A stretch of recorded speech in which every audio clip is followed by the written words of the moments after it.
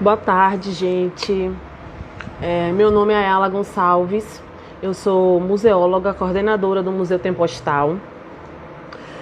Hoje estamos aqui para mais uma live como as pessoas que seguem a gente, né, os museus da Bahia, as nossas redes sociais, os museus da Dimos e PAC, sabe? A gente está promovendo algumas lives em decorrência dessa pandemia, né? Que pegou todos nós de surpresa. E a gente não está podendo abrir os nossos museus, os nossos acervos para os nossos visitantes, para o nosso público visitar a gente. Então a gente está tendo que se reinventar, os museus estão tendo que se reinventar e por conta disso nós estamos promovendo algumas lives para mostrar que os museus não estão parados, nós estamos trabalhando para levar o nosso público um pouco mais de conhecimento sobre os nossos acervos, também para as pessoas que não conseguem também visitar os nossos museus, né, por qualquer motivo que seja. E também eu queria muito agradecer a Arani, a nossa secretária de Cultura, agradecer a Fátima Santos, a nossa diretora da Dimos, agradecer a João Carlos, o nosso diretor do IPAC, por estar nos proporcionando, né, esse momento de estarmos junto ao nosso público, aos nossos visitantes. Hoje, o Museu Tempostal tem muito que comemorar, porque hoje é 13 de junho, como todos sabem, né, dia de Santo Antônio, e hoje é a data em que Antônio Marcelino, o criador do Museu Tempostal, nasceu. E por conta disso a gente promoveu essa live para a gente contar um pouquinho, mostrar um pouquinho da importância de Antônio Marcelino na nossa sociedade, o quão importante foi o trabalho dele de criar esse acervo do Museu Tempostal. E hoje eu vou fazer essa live com a museóloga Tatiana Almeida. Ela é mestre em museologia pela UFBA, ela é museóloga da Pinacoteca da UFAL. E eu tenho hoje o prazer imenso de estar convidando ela para a gente bater um papo sobre a criação do Museu Tempostal, como se deu, porque muitas pessoas não sabem como se deu a formação do Museu Tempostal, como foi que se formou esse acervo tão rico para a Bahia e para o mundo. E eu vou chamar a Tatiana agora para a gente começar esse nosso bate-papo. Tati...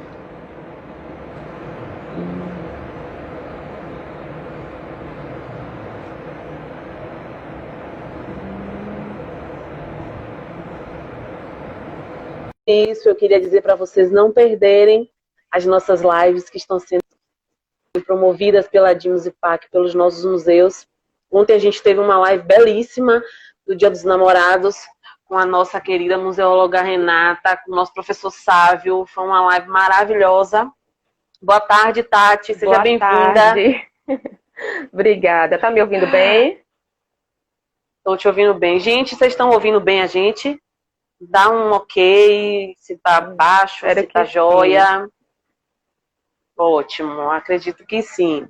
Pronto. Bom, Tati, eu estava falando que a gente, né, os museus da Dimos estão promovendo algumas lives por conta dessa pandemia e nós, enquanto museus e instituições, estamos tendo que nos reinventar. Sim. Porque antes o público ia até a gente e agora nós estamos tendo que ir até o público, mostrar um pouquinho do nosso acervo, mostrar um pouquinho do que a gente tem, do que os museus têm a oferecer à nossa sociedade, né? Que as pessoas têm muito essa visão de que museu é só lugar de coisa velha, que na realidade não. Os museus estão abertos para a gente poder formar opiniões, mostrar o que ocorreu no passado, para a gente formar cidadãos no futuro melhor, né? Com certeza. E eu estava informando que hoje, para o Museu Tempostal, é uma data importante, porque hoje é a data em que nasceu, né, um formador do Museu Tempostal, Antônio Marcelino. E a gente teve o prazer de convidar você, porque você, na sua dissertação de mestrado, você fez um trabalho mostrando a importância do acervo que Antônio Marcelino montou e a importância para a nossa sociedade, não só enquanto acervo, mas também ele enquanto pessoa, porque ele estava vivo quando se formou o Museu Tempostal. Quando o Museu Tempostal passou para o Estado, ele participou, né, de toda essa formação. Mas antes disso, eu queria que você falasse um pouquinho para a gente como surgiu essa ideia sua de fazer uma dissertação em cima de Antônio Marcelino e da sua criação Museu Tempostal. Boa tarde mais uma vez. Eu não sei se ficar falhando, vocês me avisem aqui para eu sinalizem, porque a internet hoje está chovendo aqui em Maceió bastante. Bom, vou me apresentar. Eu sou nascida em Salvador, graças a Deus, tenho muito orgulho de ser baiana, tanto que a camisa aqui, ó, sou baiana. E trabalho aqui na UFAL desde 2009. Eu fiz concurso e sou da UFAL, a primeira a entrar por concurso. A gente já tinha uma outra, que é Carmen, a nossa decana, mas a primeira concursada para a função fui eu. Então, em 2006, fazendo a disciplina do curso de Museologia de estágio supervisionado, eu fiz com a professora Heloísa, todo mundo conhece como Proelô, né? Professora Heloísa. Maravilhosa, professora. Pois é, nossa querida Proelô. Muito.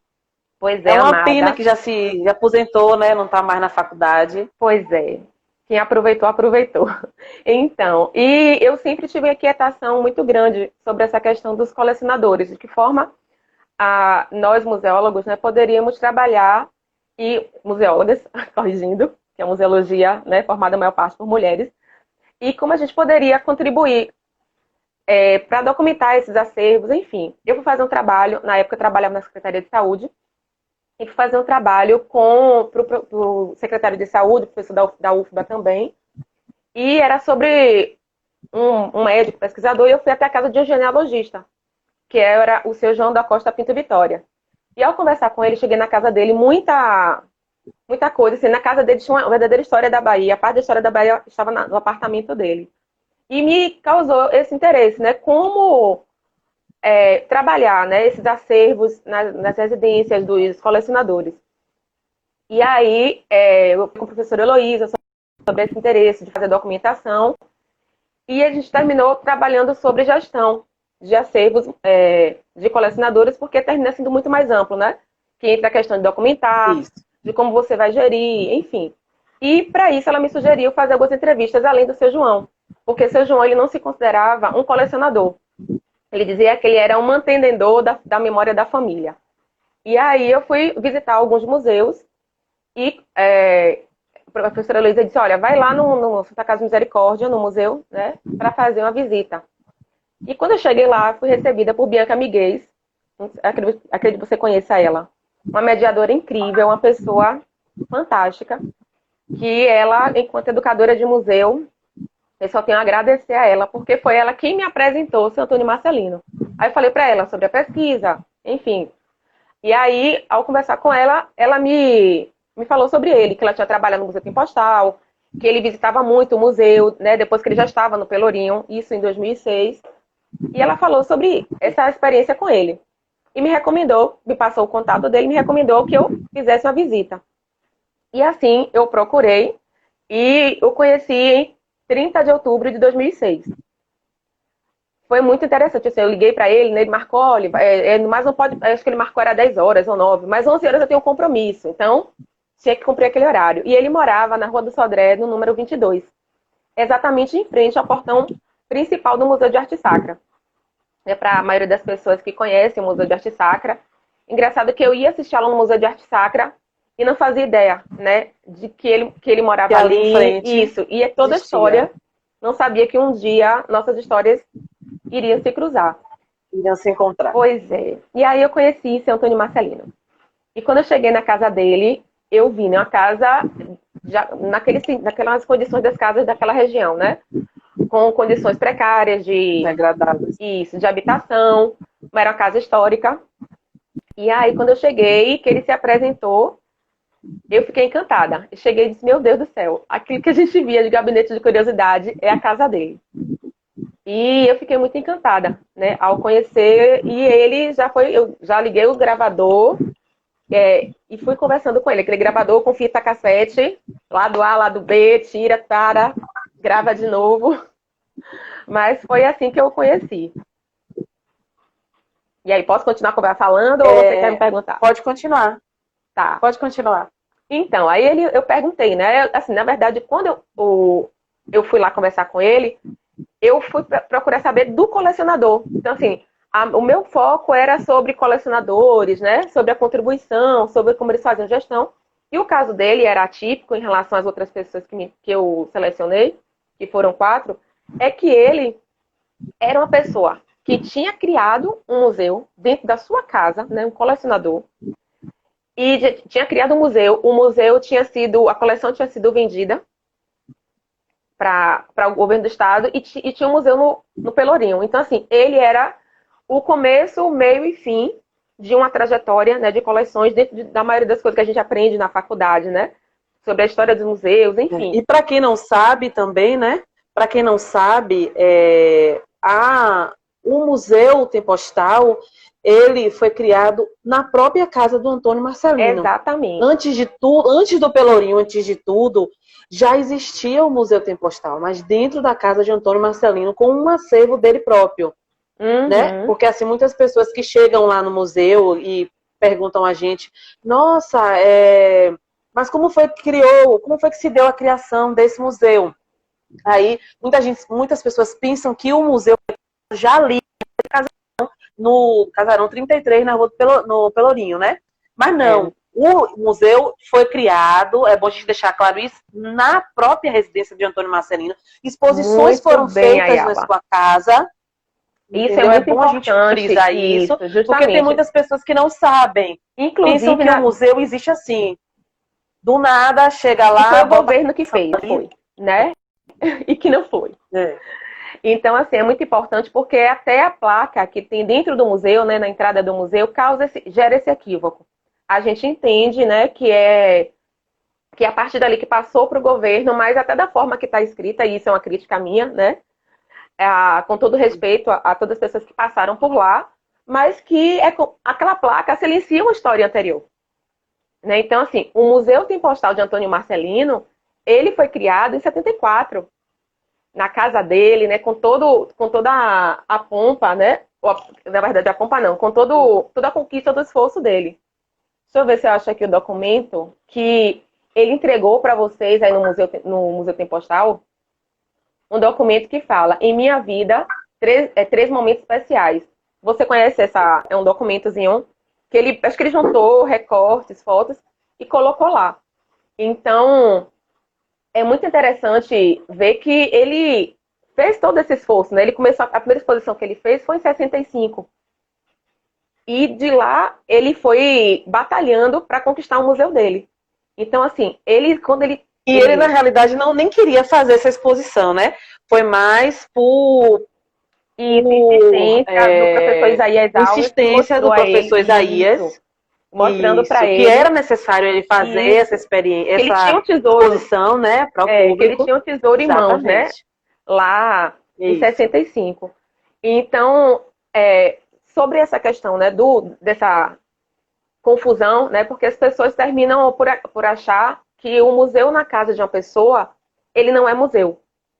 Né? Então, isso é muito complexo. E foi uma coisa que, já começando do fim para o começo da nossa história, que eu ouvi muito das pessoas quando eu fui pesquisar. Porque quando eu entrevistei, eu tinha uma visão. E aí, assim, eu entrevistei ele no dia 30 de outubro de 2006, peguei minhas fitinhas, fui para casa e fui fazer aquele serviço, né, de transcrição, trabalhando, fazendo outras disciplinas. E durante a transcrição, o que acontece? Infelizmente, seu Marcelino falece, né, no dia 22 de novembro de 2006. E aí eu me vi perdida, confesso, porque para aquele trabalho, para a graduação, que era sobre gestão de acervos particulares, era suficiente, mas eu criei um vínculo com aquele senhorzinho, né, de 1,5 metro, acredito que ele tivesse, e que ele era muito fofo. E aí eu disse, meu Deus, eu tinha tanta pergunta, toda vez que eu ia transcrevendo, assim, aquelas coisas que a primeira vez que a gente tem um contato, né? A gente ouve, é como ler um livro, você lê e depois você volta. Quando chega em casa, que a gente absorve aquilo, a gente, nossa, eu podia ter perguntado isso a ele. Vou anotar para perguntar depois. E aí vai passando. E aí eu fui surpreendida com a notícia de que ele teve uma morte repentina na manhã do dia 22 de novembro de 2006. E aí eu disse, meu Deus, o que é que eu faço? Né, com essa história dele. E concluí a pesquisa em 2006, fiz o trabalho, entreguei o trabalho para a disciplina, que era na época da gente, né, quando a gente, até o currículo antigo, quando eu me formei em 2007, A gente não tinha TCC, defesa, era né, só trabalho de final de curso. Isso, que era só o estado supervisionado. Então, eu entreguei ao departamento, cumpri o protocolo, vida segue, mas eu fiquei com aquela inquietação dentro de mim, sabe? Que aquela história estava por ser contada. Por ser contada. E virava e mexia, eu sempre bati o olho naquele trabalho ali, com aquela inquietação. Aí passou o tempo, né? Vida acontecendo, prestei concurso em 2009, me dediquei aos concursos e entrei na UFAL e havia ainda não sei se ainda haverá, né? Mas a gente tinha um incentivo, os servidores das universidades, incentivo à qualificação para aumentar o salário. E isso eu não tenho a menor vergonha de dizer. Não tenho, porque realmente, né, é um motivador. Para a gente sair de uma zona de conforto para fazer um mestrado, que é algo que mexe muito. Quem não fez, dá um 180 na nossa vida. Porque mexe com muitas coisas, né?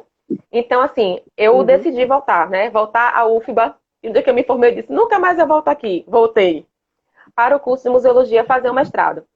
Então, quando eu via... Toda vez que eu abri o edital, eu dizia, ai meu Deus, e agora? Né? Abri o primeiro, abri o segundo, no terceiro eu disse, não, vou lá. Aí, tinha duas opções de pesquisa. E seu Marcelino terminou vindo à tona novamente na minha vida, e eu disse, não. A pesquisa agora vai ser sobre a história de Antônio Marcelino. Vamos tirar ele do silêncio da história. E eu não fazia ideia do quanto iria mexer com minha vida, não só voltar para Salvador para fazer o mestrado, mas também você pesquisar a vida de alguém, porque o Antônio Marcelino era uma pessoa que se colecionava. Então, uma notícia que saía sobre ele no jornal, ele recortava. Quando eu estive no museu, eu fiz a seleção do museu no final de 2014, a seleção do mestrado. E no final de 2014, em setembro mais ou menos, eu estive no museu, procurei ver, né, o que tinha de documentação, e me deparei com tudo aquilo que ele havia falado. Que ele recortava jornais, que ele guardava notícia. E assim, eu não tive contato com o acervo mesmo eu não tive contato, mas fiquei bem empolgada com todas as possibilidades. E aí fui fazer a seleção, passei, e durante a pesquisa, né, eu me vi como o professor Clóvis Brito, que foi o meu orientador. Eu tive 3 orientações, mas ele foi o meu último orientador. E ele participou também da minha banca de qualificação, e ele dizia que eu parecia uma escavadora, né? Assim como o Walter Benjamin me fala, né? Era uma arqueologia, e a entrevista para mim foi norteadora. Ela poderia ter sido suficiente, mas eu queria mais. Porque algumas coisas que Marcelino falava, para mim, eu sentia necessidade de ver. Eu tenho coisas, às vezes eu sou meio Santo Tomé, eu preciso ver para crer. E eu fiquei muito curiosa em investigar tudo aquilo. E foi quando eu tive acesso algumas vezes à documentação, né, do museu. Consegui ver o livro da primeira exposição, consegui ver o livro de assinaturas Lá tem os livros, todos os livros das exposições dele. Isso. Temos esses livros lá. Temos os jornais, recortes de jornais com notícias que saiu dele, recortes de quando o museu foi inaugurado ali no Pelourinho, recortes de quando houve a exposição dele na casa no Sodré.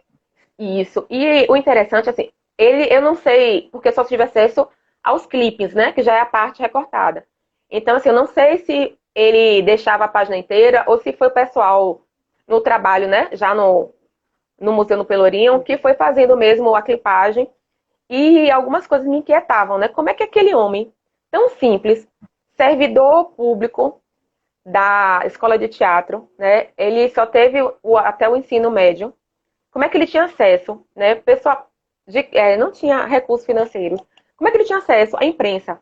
Porque você ser noticiado, né, na coluna social, até recentemente, era algo muito, né, muito difícil. E ele tinha acesso aos jornais. Ele tinha acesso a pessoas... E ele não era uma pessoa de família abastada. Não, ele veio de uma família pobre, ele era sergipano, ele não era da Bahia. não era de uma família abastada da Bahia. Então, a gente cria essas inquietações por conta disso, né? De quando você vai fazendo a pesquisa e sabe, pô, quem era ele, de onde ele veio. Chegou aqui com 18 anos para estudar através de uma bolsa de estudos. E aí, sim, mas como se deu essa coisa desse conhecimento com o professor Isaías? E aí, como é que chegam a noticiar uma pessoa que não é da Bahia, não tem que a gente deve vínculo com nada, né? Dessa forma, né? Que essa questão até dos estados, né? Essa rivalidade, que não deixa de ser, né? Questão de assim, antigamente, né, a Bahia era quase era a capital para muitos estados, né? E no caso de Sergipe, as pessoas saíam de Sergipe para estudar em Salvador, né? Tanto que tem aquela expressão, vou à Bahia. As pessoas iam a Salvador estudar, né? E vou à Bahia. Tem livros que falam sobre isso. Então, o Marcelino, ele foi estudar em Salvador. Ele era de família pobre, os pais dele eram analfabetos, né? Ele vivia na zona rural. Então, ele não tinha nenhum histórico familiar que favorecesse. A irmã dele foi morar em Salvador, casou, mas naquele período ele não tinha ninguém, né? Então, ele estudou numa bolsa, era um colégio que muitos colegas dele depois se formaram em Direito, né? Ele tinha um sonho de se formar em Direito, foi quando o pai dele faleceu, e aí a história dele mudou completamente. Ele precisou ajudar a sustentar a família. Então, ele teve o primeiro sonho dele, né? Como se diz, já, tipo assim, agora interrompido, né? Isso, como que... interrompido. Mas ele sempre foi colecionador. Eu digo que ele era um colecionador de conhecimento, porque ele ia para casa... Interessante que nessa, dando uma olhada na sua dissertação, tem uma parte que fala... Tô vendo que você leu ela toda. Existe uma parte que fala sobre... E eu não conhecia a sua dissertação. O interessante é assim, eu vim saber dela através de um museólogo também, Rogério, que chegou lá para fazer uma pesquisa e tal sobre a África. E ele falou assim, você já leu a dissertação de Tatiana Almeida? Eu falei, não. É uma dissertação que fala sobre Postal e Antônio Marcelino. Eu falei, poxa, você passa para mim uma olhada. Aí ele passou para mim.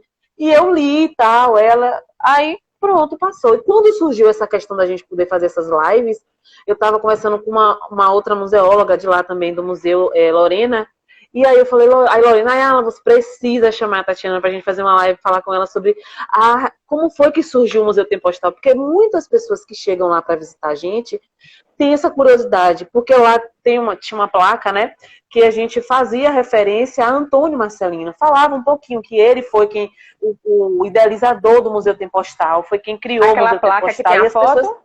Procura que tem a foto dele, algumas fotos, e a gente falando um pouquinho, né, sobre quem era Antônio Marcelino, como foi que ele fez, como surgiu essa ideia dele fazer, né, o Museu Tempo Postal e tal. E aí a gente complementava nas nossas... quando a gente atendia o público, a gente complementava essas informações. Quando eu atendia um visitante, eu sempre fazia questão de complementar as informações que tinha ali naquela placa, porque eu acho isso importante. Claro. Né? Ali é um trabalho de uma vida inteira dele. Ele poderia até no começo não ter noção de que o que ele estava fazendo no futuro viraria um museu. Ele tinha esse sonho de que virasse um museu. O Tanto é que ele deu o nome do museu, né? O Templo dos Postais. Que depois Carlos Drummond de Andrade também, numa visita no Rio de Janeiro, viu a exposição também, se encantou, ficou encantado também, né? E depois disse que não, isso aqui deveria ser chamado de tempoesia e tudo. Inclusive, na exposição que a gente fez lá sobre Castro Alves, a gente fez menção a isso, fazendo uma comparação com os cartões postais da Belle Époque. E tem lá a coleção dos sabonetes Eucalol. Então, quando você coloca na sua pesquisa... Foi a primeira forma de fazer, a primeira coleção, né? Que ele viu que aquilo ali, nossa, vou colecionar isso aqui. Porque, querendo ou não, nos sabonetes Eucalol fazia menção a algum fato histórico. Então, aquilo, querendo ou não, ele contribuiu para que a gente soubesse o que aconteceu naquele tempo. Porque quando ele junta todas essas embalagens do sabonete, querendo ou não, ali a gente tem uma fonte de pesquisa. A gente tem como saber o que ocorreu antes, né? Na Bahia, no Brasil, no mundo. Então, já puxando um gancho com isso, eu queria que você dissesse para a gente a importância que o Museu Tempostal tem para a Bahia, para o Brasil, com as suas coleções. Você disse que não teve contato com o acervo, mas na sua dissertação você até fala um pouquinho dessa questão, né, da importância do trabalho de Antônio Marcelino, da criação de Antônio Marcelino. Isso. E vale ressaltar que, assim, como eu coloco no trabalho, que existem dois museus. O Museu do Sodré e o Museu do Pelourinho, né? Porque ele criou o museu em 1974. Ele foi inaugurado dia 27 de julho de 74, na residência dele, e lá permaneceu até 96, quando foi vendido a coleção, né? Então, até um questionamento que eu faço: o museu é vendido? Né? Porque, assim, a gente tem aquela questão, o museu não pode se vender. Mas o que ele fez foi, assim, passar adiante. O sonho dele era passar para o governo, né? Ele sempre quis uma casa para ser o museu dele. Mas o governo não tinha como pegar aquele museu, adquirir aquela coleção por questões legais, né? E colocá-lo como no parecer. Ele fez umas exigências na venda, né, do acervo, e o parecer, que aí no Tempostal tem a documentação, fala, né, que a procuradora, ela pontua aí o que é que podia ou não ser agregado no contrato de compra e venda, né, pelo governo. E então, o sonho dele sempre foi tornar aquilo conhecido. E ele, como ele fala, na entrevista ele fala, e depois eu vou disponibilizar para vocês esses vídeos, ele dizia: eu queria ascender, né? Então, assim, ele veio de uma família pobre, ele tinha uma sede de conhecimento, sabe? Ele tinha sede, ele tinha fome de conhecimento, né? A pobreza que ele vivia, ele transformava... Tanto é que a família era analfabeta, mas ele corria atrás de aprender a ler, aprender a escrever. Casa dos amiguinhos. E ele tem uma parte na sua pesquisa que diz isso, que ele se infiltra nessas famílias abastadas justamente para ter esse conhecimento, essa sede de conhecimento saciado. Né? E assim, através das mães, porque muitos vão para os coleguinhas e tal, mas ele, quando ia nessas casas visitar, ele preferia ficar com os mais velhos, aqueles que pudessem transmitir algum conhecimento para ele. E as pessoas se encantavam, a criança, né, que quer ler. Então, assim, para ele, tudo... Tanto que na dissertação tem lá um primeiro cartão que ele fez, que era o recorte lá de uma imagem que ele guardou. Então, assim, ele tinha na casa dele um conjuntinho, assim, meus primeiros recortes, né? As primeiras coleções que ele formou. Que era a coleção de livro. E tudo isso ele foi juntando, ele trouxe para Salvador. E no Museu do Pelourinho, no Museu do Sodré, que para mim é o primeiro Tempostal, né? Que era o filho dele, de fato, era a criação dele, ele deixou... As pessoas iam lá para consultar revista. A gente está falando de um período que acesso a qualquer tipo de informação impressa era muito mais difícil, né? Então, a gente tem que considerar qual era a região do Sodré, né? A região do centro de Salvador, naquele período. Qual era a população ali em volta, né? População que tinha pessoas com recurso financeiro, mas outras não tinham. Então, a casa dele era quase uma biblioteca para muitas pessoas. E o que as pessoas descartavam, ele levava. Tanto é que as primeiras coleções de postais importantes, né, que ele reuniu, que gerou a exposição de 75, foi justamente assim. Ele deu socorro a uma senhora, né? Ele viu que uma senhora tinha caído. Agora esqueci o nome das irmãs. Mas, enfim. Ele prestou o socorro e elas ficaram encantadas, né? Ele viu os postais que tinha na casa, enfim, eles mantiveram uma amizade. E nisso surgiu esse interesse de elas doarem para ele esse acervo. Então, assim, todo mundo se encantava com a pessoa que queria conhecer. O material que era descartado da escola de teatro, ele recolhia para a casa dele. Então, minisséries de televisão, peças de teatro, as pessoas iam à casa dele para fazer pesquisas lá, né? Então, a Casa do Sodré, o Museu Tempostal da Rua do Sodré, ele teve como eu posso dizer... Era uma instituição muito, em parte, diferente do museu que se criou no Pelourinho. Porque a gente está falando de um período anterior, as revistas que ele reunia que servia de fonte para pesquisa, para figurino, as estampas de eucalol, né? Toda a questão das imagens da Bahia Antiga que as pessoas doavam para ele. A coleção da Belle Époque, que é belíssima. A coleção da Belle Muitas Époque. pessoas chegam lá no Sim. museu. Poxa, cadê a coleção da Belle Époque? A gente não tem como estar mantendo só ela exposta ao público, porque a gente tem outras coleções que precisam ser mostradas também, né?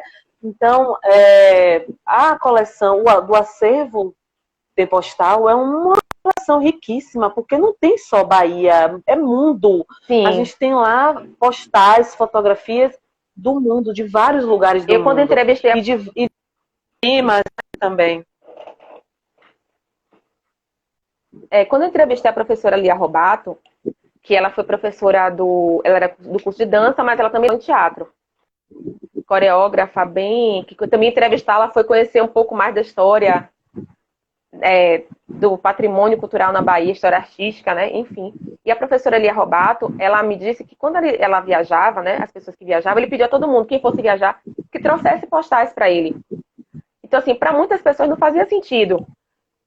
Por que Marcelino quer ter postais em que ele nunca viajou, né? Para o contexto de muitas pessoas.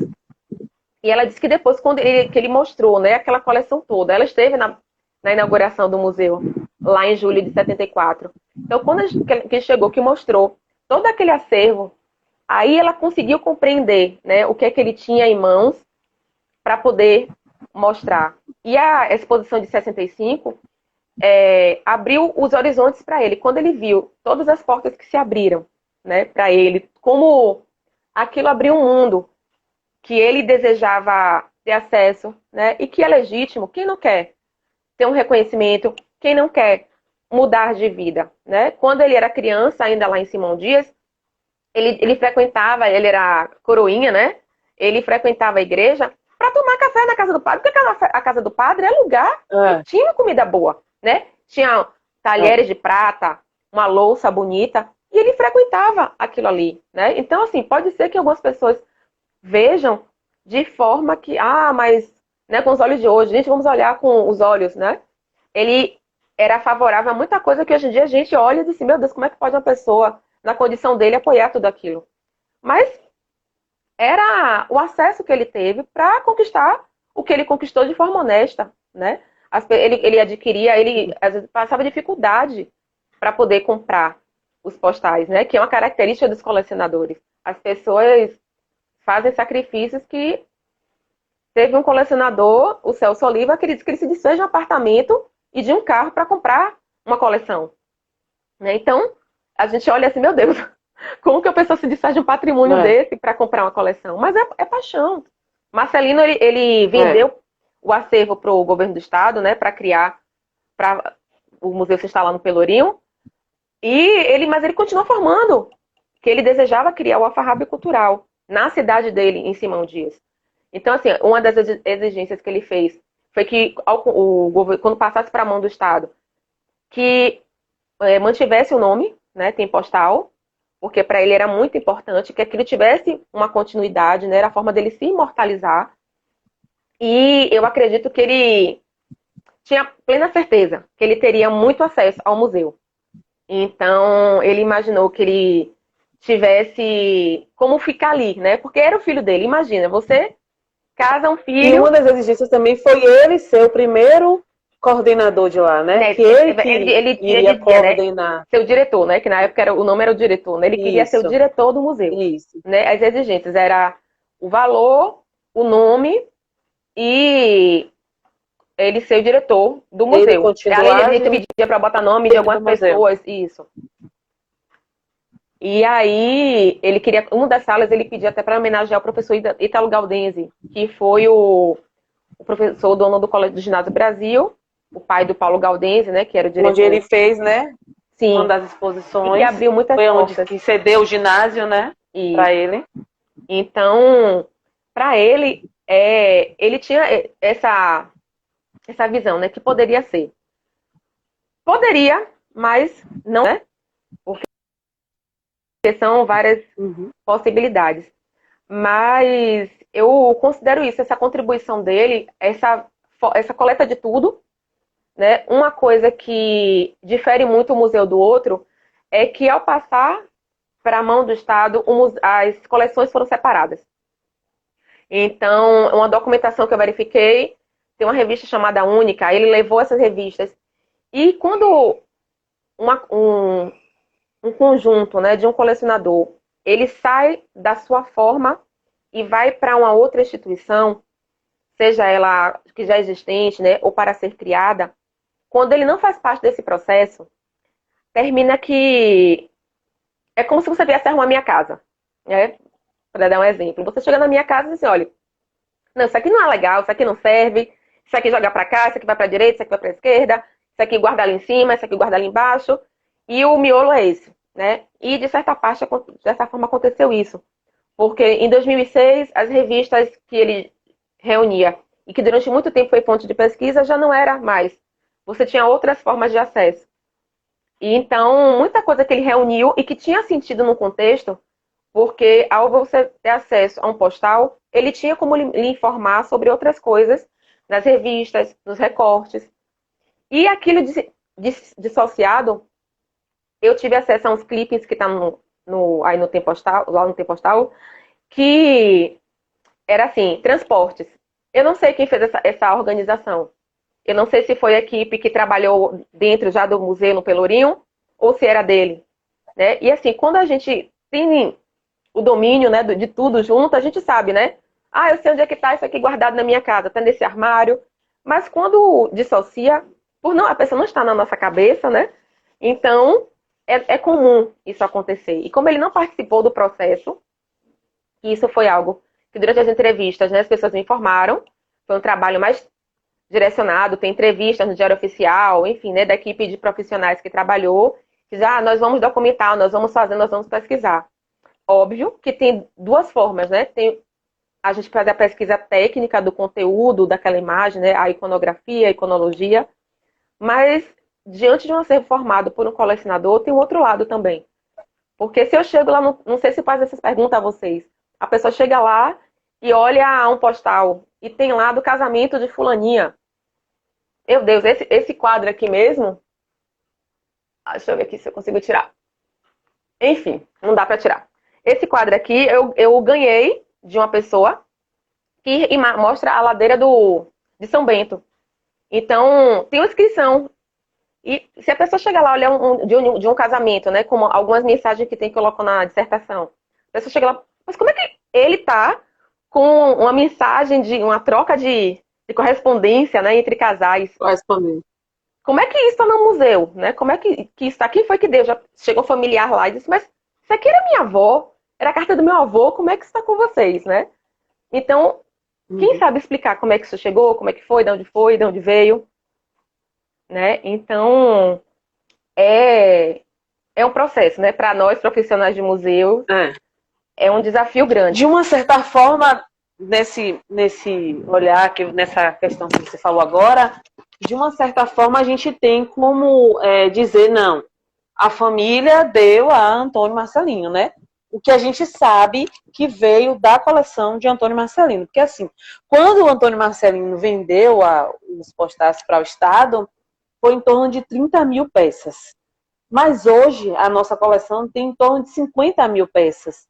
Ou seja, já tem coisas que foram doadas posterior à formação do museu ali no Pelourinho, né? Porque lá a gente tem muito isso. Muitas pessoas chegam, poxa, vocês recebem doação de acervo, de postais, de fotografia de família. Não, a gente aceita, a gente aceita essas doações. Então, o que a gente sabe, tem como dizer, né, que fez parte do acervo de Antônio Marcelino, a gente veio do acervo de Antônio Marcelino. Então, provavelmente, ou ele conseguiu comprando, né, ou alguém, porque a maioria do acervo dele foi doação. Né? Tinha muita compra. Tinha muita compra também, porque quando o pessoal ia se desfazendo, né, então... Tem até um caso que ele contou de um funcionário de uma casa, de uma família rica, que mora ali da região do Nazaré, e que que a família deu para um empregado esse álbum de postais, e que para aquela pessoa que recebeu, como não era interessado, né? no assunto, sabia que ele comprava, alguém falou, olha, tem essa pessoa aqui que se interessa. E ele foi lá e vendeu, e ele disse que aquilo era uma riqueza. Chegou na mão dele, ele pagou um preço irrisório pelo valor que ele poderia comprar, né? O valor individual, ele não comprar, porque aquela pessoa que vendeu, será que travou? Travou? Não, né? Não, tô te ouvindo. Tá. Não, É que pra mim aqui deu uma não, tá travada. normal. Então, a pessoa vendeu para ele, né? Então, assim, quem olha pensa assim, a família doou todo um álbum, mas o álbum era memórias de viagens de determinadas pessoas, né? Tinha trocas de amor que na inauguração do museu aí no Pelourinho ele falou. Então, são essas situações que acontecia que faz parte mesmo, né? Assim, o histórico da peça, eu pontuo muito isso porque eu já presenciei algumas situações de acervo completo de colecionador ou de, enfim, um fundo de uma pessoa, um conjunto, quando ela parte dissociada do seu autor ou de quem participou daquele processo, termina sendo direcionado. Ou que eu não condeno a dissociação, mas que tenha uma forma, né, um rastreio de para onde foi parar cada coisa. Porque às vezes, isso aqui era muita revista velha, né? Não precisa, descarta. Veio isso, veio aquilo outro, mas que dentro de um conjunto, né? Para quem vai pesquisar a história de colecionador, enfim, isso se perde. Mas a história de Marcelino, em parte, está contada na dissertação. E E outra coisa que me chamou bastante atenção também, uma coisa que me chamou a atenção também, quando eu falei com você, que você falou, eu tenho alguns vídeos que eu posso disponibilizar para você dar uma olhadinha. Essa diferença do Museu Tempostal. Tá ouvindo agora? Agora tô. Tá melhor? Tá. É porque tá travando mesmo. A diferença do Museu Tempostal do Pelourinho para o museu, né? Na casa dele, a gente pode ver nítida nesses vídeos que você me disponibilizou, é que lá existe, nas imagens, dá para ver um amontoado de objetos. E não é só postais e fotografias. Não, a gente pode ver que ele colecionava revistas, livros. Inclusive, tem uma foto que você coloca na dissertação que é um montinho de livros enrolado num papel com letrinhas vermelhas escrito, né? Os livros da infância dele, né? Isso aí, não sei se era importante, alguma coisa assim. Mas isso me chamou a atenção que tinha assim, enrolado num papel. Valiosos. Enrolado num papel e escrito com letras vermelhas. Então, a forma dele... Porque tudo para ele, tudo para um colecionador é valioso, né? Tudo. Então, essa diferença que a gente vê da Casa do Sodré para o Museu Tempostal Pelourinho, que lá a gente tem, né, uma reserva onde está tudo organizado por partes, né? A vida da gente é um pesquisador para pesquisar algum postal, algum país, o que for. Mas lá, nesse vídeo que você mostra, tá tudo ali amontoadozinho, bonitinho, mas se você chegar lá, se bonitinho você chegasse lá para fazer uma pesquisa... De bonitinho não tava, não. Não, ele sabia, mas bonitinho não tava, não. Assim, da forma dele, né? Da forma dele, aquilo ali era o correto, era o quando certo. eu fui na casa dele, só tava metade do espaço que há tempos atrás já havia funcionado. Era um espaço bem mais reduzido, porque já tinha caído fundo, tinha uma lona, era um espaço totalmente insalubre. Não sei como é que ele vivia ali dentro. Era metade do espaço. Então, só respondendo a uma pergunta aqui de uma participante da live, Nicole, ela está perguntando se quando o Museu Tempostal do Pelourinho surgiu, Antônio Marcelino já havia falecido. Ele não havia falecido, ele participou de todo esse processo da venda, da transferência, né, do acervo para o Pelourinho, e uma das exigências era que ele fosse o diretor do museu lá no Pelourinho, Então, ele não havia falecido, não. Ele estava vivo, ele participou de tudo isso. Ele faleceu em 2006 e o museu no Pelourinho foi criado em 97. Foi inaugurado, né, em 5 de novembro de 97. Isso, no Dia da Cultura. Então, então essa que é a diferença, né, de um para outro, que lá existia mais objetos, e no qual, se você chegasse lá, ele sabia dizer, tá aqui, tá ali, eu vou pegar, tá lá. E ele fazia relação, né? Reserva. E ele fazia uma relação das coisas. Tipo, você chega para pegar um postal, ele já lhe mostra uma revista, um objeto, e é isso que a gente, ele pelo menos agora, né? É isso que agora, na nossa coordenação, a gente tenta fazer com o pesquisador quando chega lá. O pesquisador chega com querendo pesquisar um postal, fazendo referência a um local, mas se a gente tem um livro, a gente já fala, poxa, ó, tem um livro que fala sobre isso. Poxa, que bom que vocês estão disponibilizando o livro. Que bom que vocês estão disponibilizando. Tem um recorte de jornal. Porque eu não tive acesso. Fala sobre isso. Eu não tive acesso aos livros dele. Eu não tive acesso. Foi algo assim que me entristeceu muito. Porque no termo de doação constava os livros, né? Numa relação de documentos que outras colegas museólogas fizeram, né? Que tinha relacionado que estava no museu, mas a direção anterior não liberou.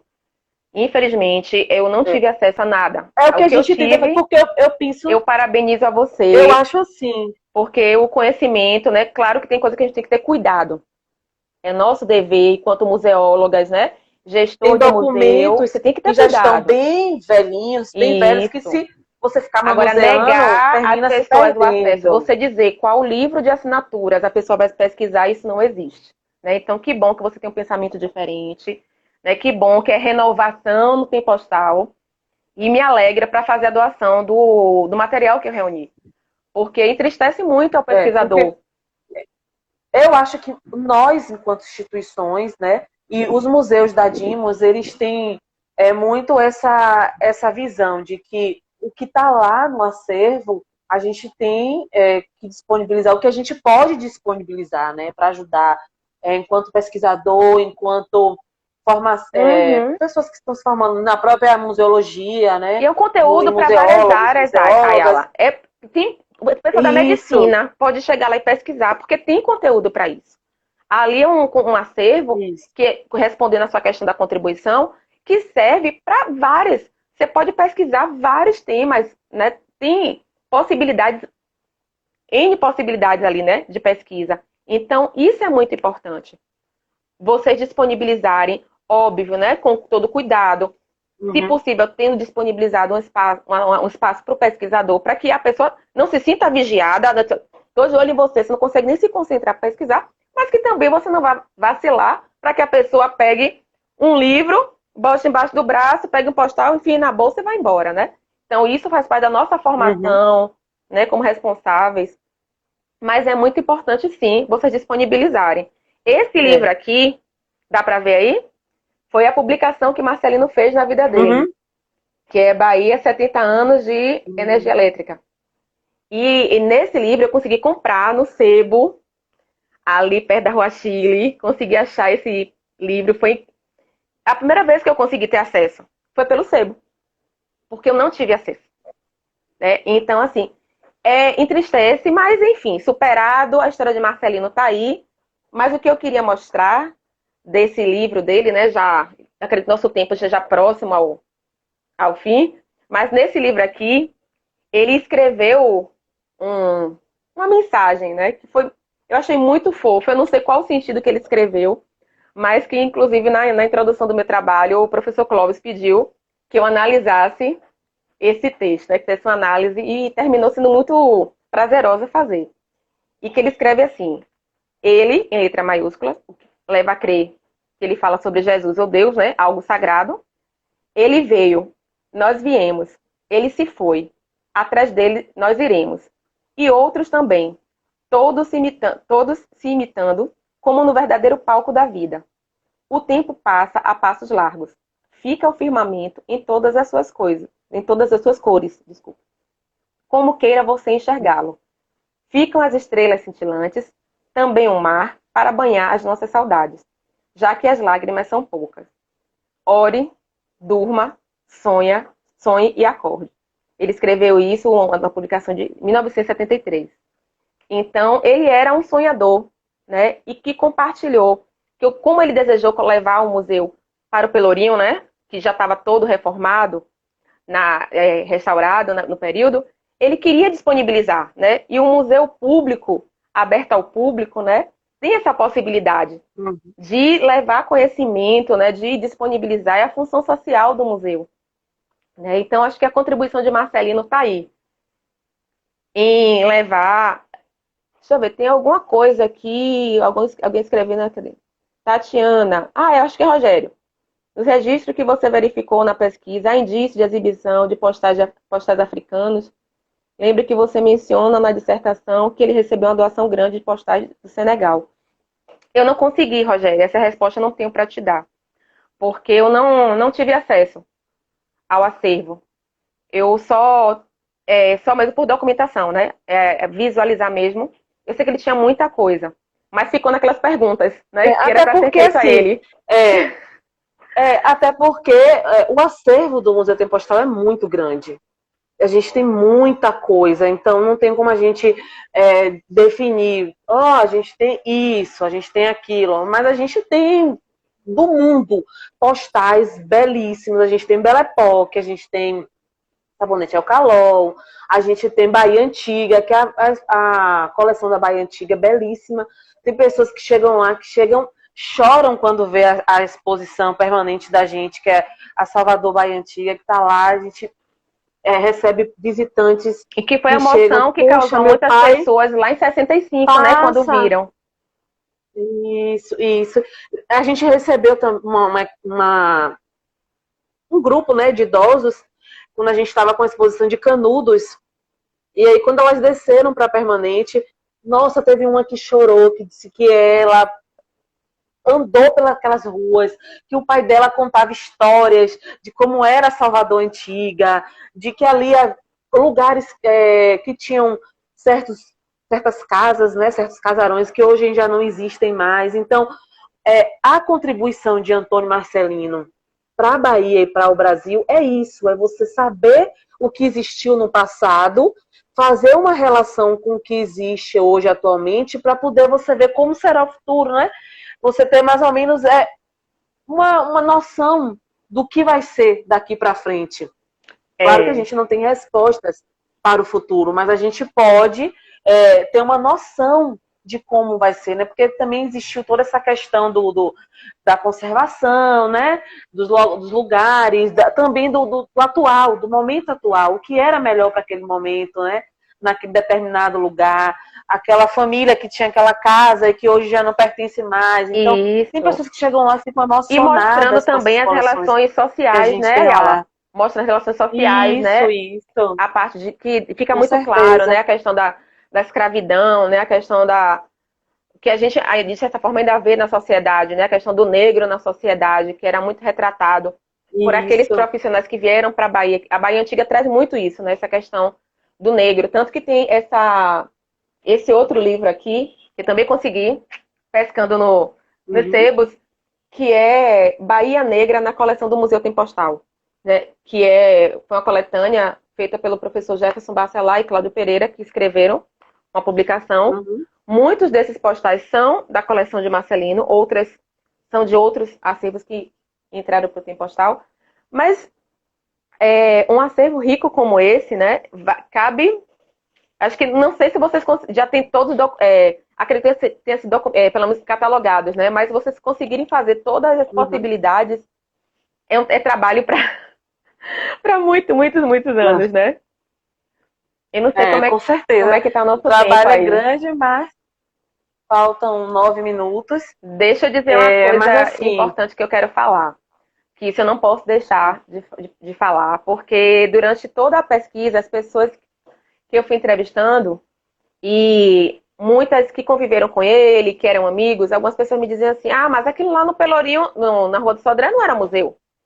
Museu só foi quando passou para o Estado, né? Uma pessoa que eu fui entrevistar, eu estava no evento lá no Museu de Arte da Bahia, no MAB, e aí eu fiquei de marcar com a pessoa, não deu certo, eu encontrei no evento. E aí eu falei, Então, me diga, para você, o que é que você considerava daquele museu, né? Você que conheceu lá, não, aquilo lá no museu é isso aqui que a gente está vendo. Museu é esse prédio. Isso aqui é um museu. E aí, diante dos tantos nãos que eu ouvi, né, que aquilo não era museu, foi quando eu tirei o meu sim, né? Conseguindo compreender a visão limitada das pessoas sobre museus, né? Porque senão o museu não seria museu, né? Tantas possibilidades. E eu não sei se foi inovador ou não, porque, enfim, tem a questão dos museus casa. Mas no caso de Marcelino, era residência museu. O Museu Tempostal da Rua do Sodré, do número 22, era uma residência museu. Ele morava no museu. Ele transformou a casa dele no museu. O museu abria diariamente. Imagine a pessoa transformar sua casa. Assim, é diferente de uma situação. Ele mantinha, durante o tempo que foi possível, né, uma pessoa para manter o museu aberto. Então, tinha horário de visitação, da mesma forma que tinha um museu de arte sacra ali em frente. Então, ele conseguiu fazer com salário de servidor público, não universitário, que naquela época era muito menos do que a gente recebe hoje, né? Mas ele conseguiu fazer mágicas. Uhum. Às vezes ele precisava vender algumas peças dele para poder conseguir uma outra mais valiosa. O seu João Brandão, dali do sebo, um dos sebos Brandão, é o que fica na parte de baixo, o menorzinho. Ele me contou várias histórias de Marcelino, sobre do sofrimento que ele, quando via as coisas lá, ele queria comprar e não tinha dinheiro. Né? Tanto que o valor que ele recebeu pela venda do acervo foi parte embora ele comprando novamente, porque ele queria montar. Ele tinha esse sonho, né, de montar o Alfarrábio Cultural. E eu não sei o que aconteceu com esse acervo. Estava na residência dele. Enfim, né? Foi um sonho que foi embora junto com ele para a sepultura. Mas a história dele agora está aberta, disponível. Esse tempinho que a gente conversa aqui pra gente é só para um aperitivo, para quem quiser conhecer a história do aperitivo para as pessoas, né, de Marcelino. Podem ir, né? Quando acabar a pandemia, nós isso, e tem disponível a dissertação. Estaremos com nossas portas abertas, esperando pelo público. Uhum. Apareçam. Fala onde pode encontrar a sua dissertação, Tati. Então, está disponível no repositório institucional da UFBA, que é o RI UFBA.